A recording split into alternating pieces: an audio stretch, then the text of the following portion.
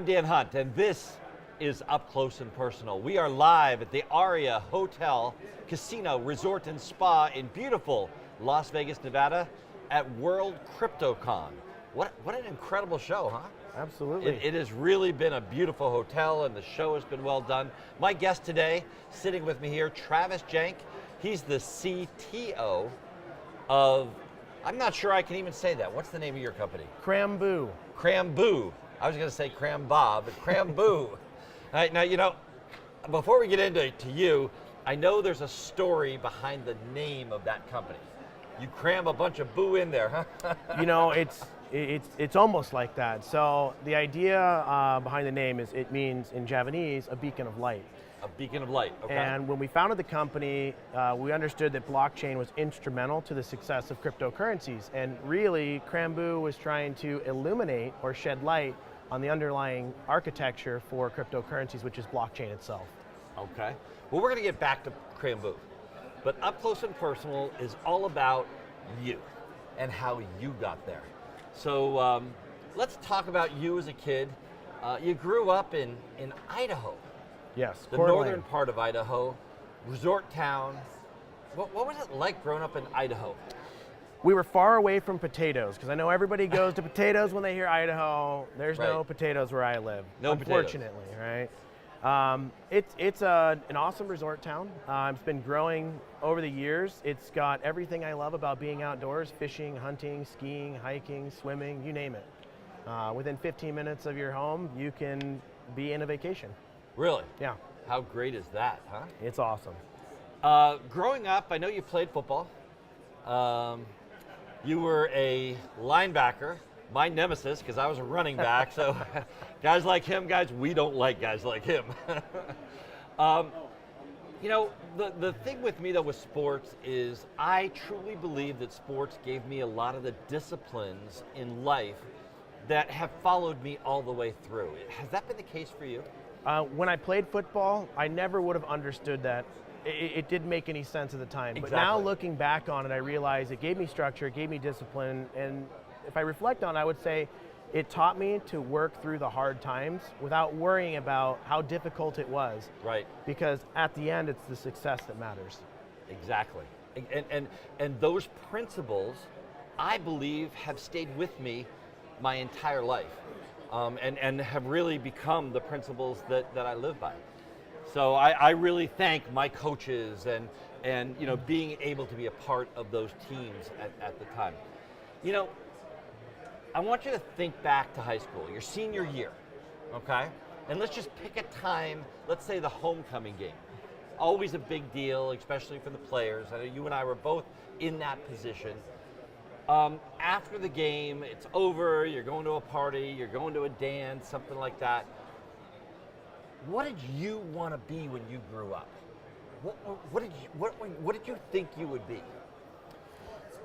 When I thought about growing up and what I wanted to be, I actually wanted to be in law enforcement. Really? So I thought that eventually I would be in law enforcement or maybe join the armed forces. That was incredibly attractive at the time, being physically fit, and in football, the recruiters did a good job pumping me up about it. You know, and it's funny that you say that, because the booth right next to you, that gentleman saw a commercial for the Army when he was in college and quit college and signed up for the Army because of the Be All You Can Be commercial. Yeah. Let's talk a little bit about who you looked up to. Who were your heroes and your role models as you were growing up at that time? You know, my heroes and role models were just my best friends. You know, the people that I wanted to surround myself with. I looked up to them because of their personality, and they were always honest and hardworking and truthful and generous. And that's what I wanted to be. I want to be just like them. So those are also those great qualities in life that follow you forever. My wife, 20-year teacher, high school science teacher. And I know that she made a big difference in a lot of her students' life through time. Was there a teacher in your background that kind of made a difference, that pushed you through and helped you become the man you are today? My physics professor was exactly that. Karowski was an incredible man. He donated his knowledge and experience to the students. he worked hand in hand with everyone. It blew me away about how much he knew. And the more questions I asked, the more answers. And the more answers I got brought more questions. And he really was effective in demonstrating the importance of breaking things down into the fundamental components. Where's the foundation? Where does it all begin? And how does it build up from there? And it opened my eyes to how to think about everything. And I took the concept of physics and mathematics, and I can apply it from software to hardware to business and everything around you. You know, it's funny you say that, because my kids, I have told them from the time that they were just little teensy kids that math is everything. Forget about everything else. If you can understand and learn math, it's all about math. Everything is about math. How do you feel about that statement? Numbers are absolutely important. If you're presented with a situation, which in life, you always come across something new, there's always something different, you might not fully understand it. If you can figure out a way to represent the information at hand with numbers, numbers don't lie. It helps you gain an edge to where you would normally be blind. Okay, so from high school, you went into college, but you didn't just go into college. You know, everybody that's a CTO, a COO, they all seem to be overachievers. So you went to college, but to pay for your beer, you started a company. Correct. Yeah. Okay, so let's talk about what you did in college and how that company worked. So I went to college for business administration and computer science, and I quickly learned that the program seemed outdated, and I ended up taking on some of the more vocational programs, which was refrigeration technology and machining technology, because I had a huge interest in computer hardware, computer software, computer performance. So the company I started was built around building the fastest possible servers and workstations. It was getting my hands on that cutting edge hardware. And the reason why I went to a refrigeration and machining program was so that I could get access to cryogenic materials like liquid nitrogen and overclock a computer and make it faster than what you could buy. So that leads us to your ray of light. Let's talk about what you're doing now. So what I'm doing now is I've got a company called Crambu, and I've got some amazing partners, and I teamed up with talent on the software side and on the business side, and I can provide my knowledge and resources on hardware. And what we do is we build the fastest possible cryptocurrency and blockchain equipment. So we build servers that are high density, high performance, we make them run fast, we keep them cool. And you keep them cool. Yes. And they use less power. And they use less power. That sounds like a win-win-win situation. We're here at World CryptoCon. How does your company fit in to the blockchain space? So we pioneered a blockchain platform, and in a cryptocurrency environment, you have the process of mining, which is required for transactions and network validation and distribution of coins for any new network. Right. So we built a platform of enterprise-grade mining equipment that allows stable, reliable, efficient, high-performance operations within a small footprint. So we've been able to reduce the total cost of ownership for cryptocurrency mining operations, but we've also given an opportunity for enterprise companies to enter the industry with private blockchain technology. So they can now operate on cost-effective equipment that has high availability, high reliability, high uptime, without having to spend the same amount of money that you would normally encounter with the enterprise tax on hardware. Okay, is your hardware made in the United States? You know, we strive to make everything we can in the United States. The tariffs have actually helped us bring a lot more stuff back to the States. To the States. Unfortunately, we've lost a lot of industry, we've lost a lot of talent. Mm-hmm. There's an enormous experience gap when it comes to producing this equipment in mass and keeping the price down. So it's something that's going to take a lot of work, and it's something we're actively pursuing and investing resources into doing as much as we can here stateside, because there's significant benefits not only on the quality side, but the time to deployment. The lead time for hardware coming overseas is an issue in a blockchain space because it's such a rapidly moving industry. Exactly. And the iterations, the time between each iteration of new generation of hardware is so short, we needed to produce it today and get it online tonight. Exactly. So let's just talk. I know that, you know, because we are here at World CryptoCon, a lot of crypto people are watching this show. let's just do a quick comparison on one of your products. And I'm familiar with ASICS miners. So let's talk about, and I'm not going to say the competition, but an ASICS miner from one of the other companies runs at about 13.5 terahash, and it uses about 1,400 watts of power. So what does your machine do? So the equivalent for our machine is we use a platform with add-in card technology. So essentially you have the bulk of the chassis, the power distribution, and the cooling system.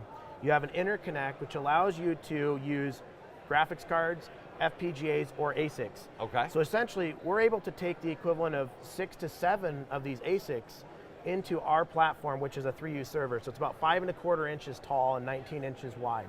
And that means you're increasing your density 2 to 4 times what you would find in a traditional data center environment or a mining facility. Or in a mining facility. So the terahash that one of your servers puts out is 30, 40 terahash? So basically you'd be looking at 200 plus terahash. So your one machine puts out about 200 terahash.